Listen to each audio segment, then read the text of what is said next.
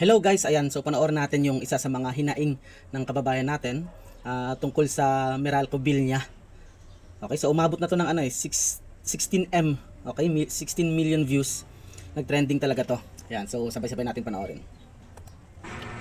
Tignan nyo yung dalawang electric fan namin. Puro disipet, dalawang electric fan. Etong TV namin, 3 taon na tong sira. Bali, eto lang ang malakas na kuryente sa amin. Itong electric fan na to. Ngayon, tignan nyo ilan ang anak ko. 5 ang anak ko. 5 ang anak ko. Ang binabayaran ko lang dating kuryente, 700. 700 lang yung binabayaran kong kuryente. Ngayon, kung umabot man ng 2,000, ibig sabihin, 3 buwan to pag inabot ng 2,000. Ayan, ito, binayaran ko na. Binayaran ko na yung kuryente namin. Ngayon, mga putang ina yung mga nasa gobyerno kayo. Ha? Hindi sana naglalaro ng kahibahayan dito para mag-bill kayo sa akin. Para mag-bill kayo sa amin ng 7,000. Saan namin kukunin itong 7,000 na? Grabe, 7,000 from 700 to 7,000. Of course, di naman natin nakita yung mga charges diyan sa bill ni Ate, pero hindi naman siguro magalit na ganyan yan kung normal yung 7K na charge, okay, ng Meralco. Ito, ha? Paano ba? Gumagawa kayo ng mga programa ninyo, tapos kami ang hinahayaan nyo magbayad. Anong kala nyo sa amin nasasakupan nyo? Nagbabahay-bahayan? Hindi kami nagbabahay-bahayan dito. Para bigyan nyo kami ng bill na ganito. Nakikita ba yung bill, Shaira? Ayan ang bill, 7,000 yung bill. Samantalang, 700 lang yung binabayaran ko buwan-buwan. Kakabayad ko lang. Okay, so ako naintindihan ko yung galit ni Ate. Grabe, hindi normal yun. Kahit kami naman na bill shock din sa electric bill namin. Pero hindi kagaya ng ganyan kay Ate na sobrang, di ba? Nagdagdag ka na isang zero from 700 to 7,000. So hindi normal yun. Isang linggo, kakabayad ko lang. Oh, ayan, kakabayad ko lang nung isang linggo, ha?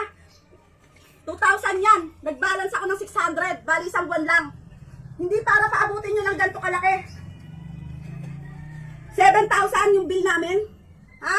Paano na lang kami? Paano na lang mga anak ko? Hindi nakakaon? Ha? Nagagawa kayo ng mga programa na 4-piece? Ang hirap nga makasali dyan sa 4-piece na yan eh. Ilan ang anak ko? Ilan ang anak ko na nag-aaral? Hindi naman kami kasali sa 4-piece. Bago makasali dyan, ang daming etchos. Hindi Tama. yung maraming etchos. Palakasan. Bago makasali sa 4-piece, palakasan. Pero ako, 5 anak ko, lahat nag-aaral, kumpleto sa bakuna, kumpleto sa check-up sa center. Tapos ano, hindi ako nasasali sa 4-piece. Hindi ako nasasali sa 4-piece. Kaya mga jutang ina mga nasa gobyerno kayo. Kaya huwag kayo gumagawa ng programa kung hindi nyo kayang suportahan. Hindi yung iaasa nyo sa amin. Ha? Makakita lang talaga ako ng 4-piece na nag-i-scatter tsaka nagtotongit. Sabi ko sa inyo, chichinilasin ko mga mukha nyo. Ayan, okay, so meron pa siyang isang video dito na talagang sinunog niya yung Meralco bill niya. Ayan, so eto, sinunog niya yung Meralco bill niya.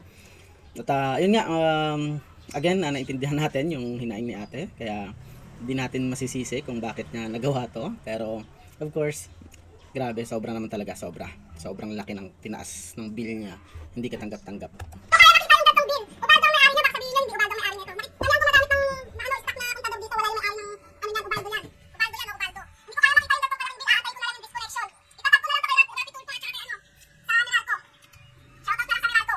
Ayan, saka guys, kung isi-search nyo yung Meralco charges sa Facebook, grabe, ang daming nagpo-post dito. Ayan, just natin to. Ayan, daming nagpo-post about sa mga charges sa kanila na hindi nila maintindihan. Ang dami, ayan.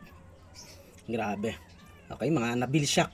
Of course, kasama na rin kami doon. At ikaw, kung isa ka rin sa mga na-bill shock at kung sobrang laki din ng tinaas ng bill mo last month, so pwede mong i-comment dito sa ilalim ng video na to. Tingnan natin kung katulad ka din ba kay Ate. Kaya tama yung sinabi ni Marcoleta na yun nga, dapat tanggalin na yung VAT, okay, sa kuryente. Saka yung system loss na china-charge sa mga consumer na hindi naman nakikinabang yung consumer, dapat hindi talaga yung sinasama sa charges sa atin. Okay, so yun lang. Thank you so much sa panonood.